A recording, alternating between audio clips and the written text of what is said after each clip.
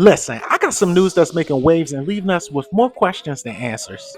The Environmental Protection Agency just pulled a switcheroo on federal protections for wetlands across the country, and it's got everyone quite disturbed. You want to talk about it? Let's get cryptic.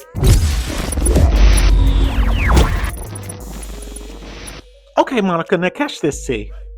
The EPA and the Department of Army dropped a bombshell changing the definition of waters of the United States to dance in line with the recent Supreme Court decision.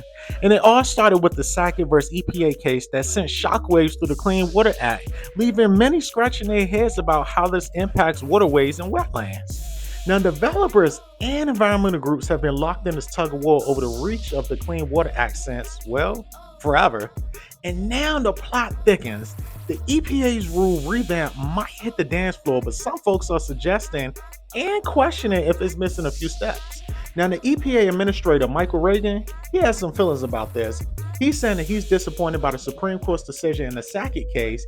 EPA and the Army have an obligation to apply this decision alongside their state co-regulators, tribes, and partners. Now, here's where things get a little tricky. In 2006, there was this significant nexus rule for protecting wetlands, but this year, the court decision did a switcheroo on that, undoing the whole shebang. Now the EPA's rule says, sayonara significant nexus test. So what does this mean for water warriors in our precious wetlands?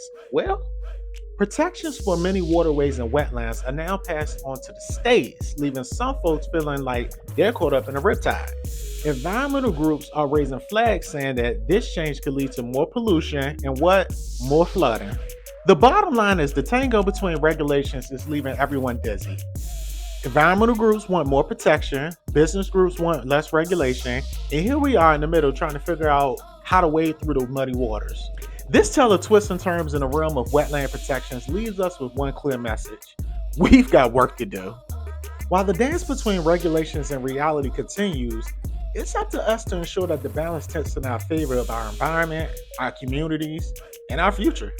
Environmental groups and business advocates might be stepping on each other's toes, but it's our duty to make sure that we're heard loud and clear. Let's remember that clean water isn't just a luxury. Girl, it's a necessity for all of us, humans and animals alike. Monica, as the tides of change ripple through our waterways, let's demand more comprehensive protections, stronger regulations, and a commitment to safeguarding our wetlands. We've got the power to create a world where our environment thrives, where wildlife habitats flourish, and where future generations inherit a planet that's better than where we found it.